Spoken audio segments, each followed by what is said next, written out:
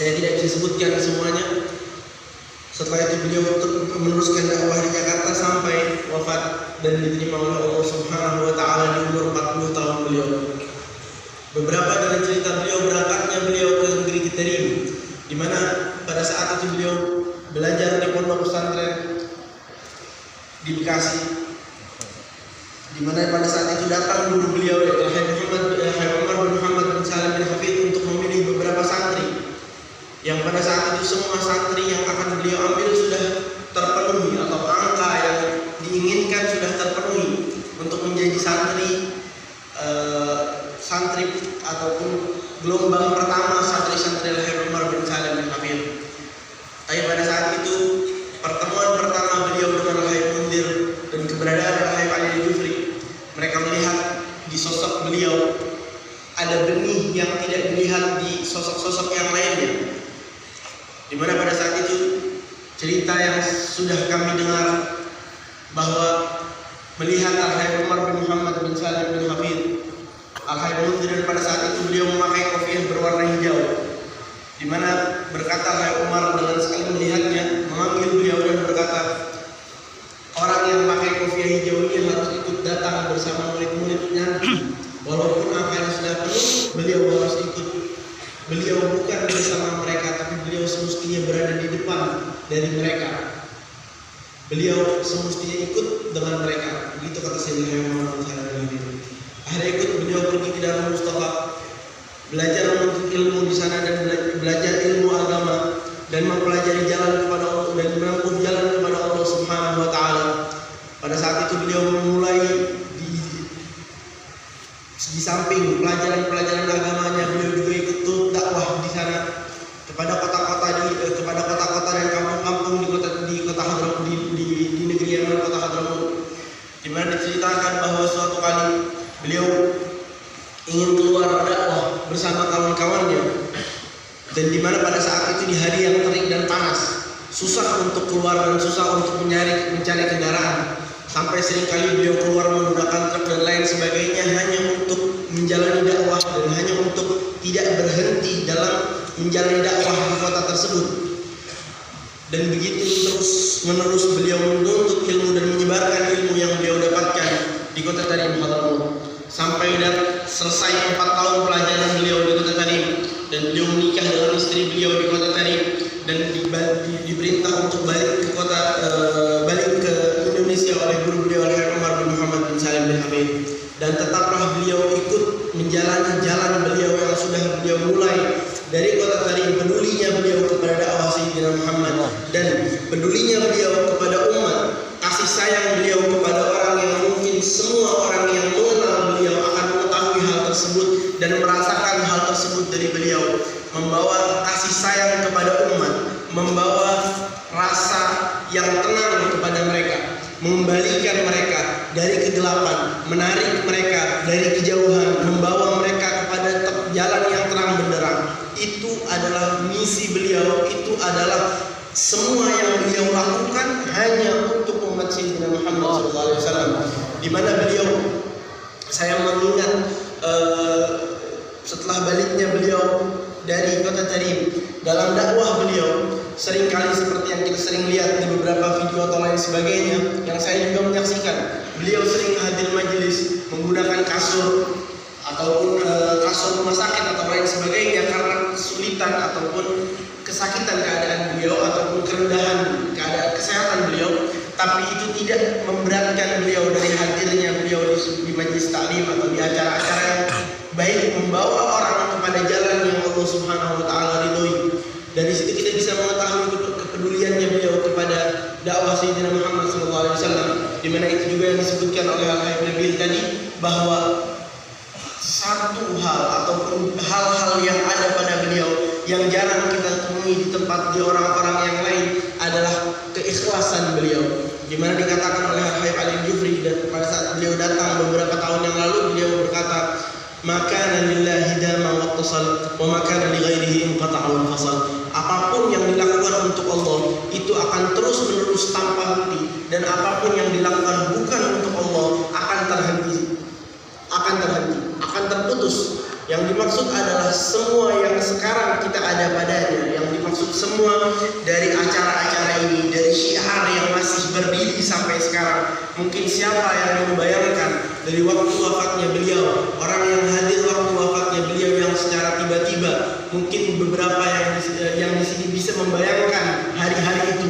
Apa engkau pada saat itu mengira bahwa majelis ini akan tetap berdiri sampai sekarang dan akan tetap berdiri tanpa henti insyaallah dengan izin Allah Subhanahu wa taala? Itu bukti keikhlasan seorang kepada Allah. Maka jika kita ingin meniru jalan itu, jika kita ingin mendekati jalan seperti itu, kita harus tahu apa arti atau apa harga dari keikhlasan seorang kepada Allah Subhanahu wa taala. Pada saat seorang melakukan amal, pada saat seorang melakukan kebaikan dan menginginkan itu ikhlas 100% untuk Allah, tidak mengharapkan balasan, tidak mengharapkan kehormatan, tidak mengharapkan harta, tahta atau lain sebagainya, dan ikhlas untuk Allah Subhanahu wa taala, itu adalah kunci dari segala kesuksesan. Itu adalah kunci dari keridhaan Allah Subhanahu wa taala. Jika kita dapat keridhaan Allah, apalagi yang kita rugikan? Di mana dikatakan oleh para ulama, man wajadallah famadha wajad wa man faqadallah famadha wajad. Orang yang mendapatkan Allah Subhanahu wa taala ataupun keridhaannya, apa yang dia rugikan? Apa dia kehilangan apalagi yang dia ingin cari? Dan orang jika tidak mendapatkan keridhaan Allah, orang jika tidak mendapatkan Allah Subhanahu wa taala, maka apa yang dia dapatkan? Berapa lama dia akan hidup di dunia? Setelah wafatnya kemana dia akan pergi? Itu semua kita tidak mengetahuinya karena dia jauh dari Allah Subhanahu wa taala.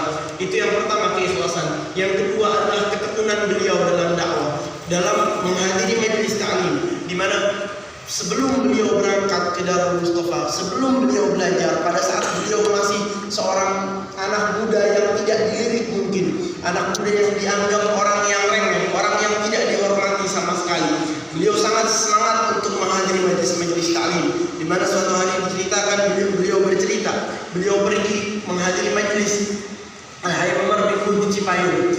Beliau berangkat tidak mempunyai apa-apa, tidak mempunyai bahkan ongkos yang cukup untuk berangkat. Beliau pergi menggunakan naik mobil-mobil di jalanan atau naik mobil truk di jalan atau lain sebagainya. Sampai ke sana baju beliau basah. Karena baju beliau basah, tidak diizinkan untuk masuk ke rumah tempat acara itu dilaksanakan karena basahnya baju beliau. Disuruh beliau tunggu di luar rumah. Beliau duduk di luar rumah itu mendengarkan suara acara dari luar dalam keadaan hujan, dan pada saat itu di tempatnya di Bogor atau tempat yang pada saat itu lagi dingin. Beliau tidak balik, beliau tidak kapok, beliau tidak merasa gentar dengan apa yang terjadi pada beliau. Beliau tidak merasa gentar dengan basahnya baju beliau atau nanti akan mengganggu kesehatan beliau atau lain sebagainya. Semangat beliau untuk menghadiri majelis ta'lim itu yang menahan beliau tetap pergi apapun konsekuensinya. Dan semangat itu yang kita lihat ada dengan konsisten pada beliau dari sebelum berangkat beliau ke Tarim Hadramaut sampai beliau berangkat dan berdakwah dan belajar di sana, sampai beliau balik dan merintis dakwah dari nol sampai beliau menjadi seorang yang dihormati, yang dimuliakan. Beliau tetap peduli dengan majelis taklim, konsisten. Mungkin semangat yang ada pada hati beliau di waktu beliau bukan siapa-siapa, tidak dihargai, bahkan tidak diizinkan masuk rumah tempat dilaksanakan majelis taklim, dan semangat beliau pada saat beliau dicintai banyak orang, dihormati semua orang, datang dan dijaga. Banyak orang yang ingin mengambil berkah dari beliau atau lain sebagainya, mencium tangan beliau atau lain sebagainya, dan datang ke majelis menggunakan kasur rumah sakit. Semangat yang ada dari awal sampai akhir itu tetap ada pada dia, konsisten pada dia. Itu adalah salah satu kunci terbesar yang membawa beliau kepada puncak ikhlas dan istiqomah atau konsisten di jalan itu. Itu yang membuat beliau Habib Munzir yang sekarang ini 9 tahun setelah lewat dari wafat beliau, tapi semakin banyak orang yang mengenal beliau, semakin banyak orang yang kenal Allah, kenal Rasulullah, kembali kepada Allah, kembali kepada Rasulullah dengan jalan beliau.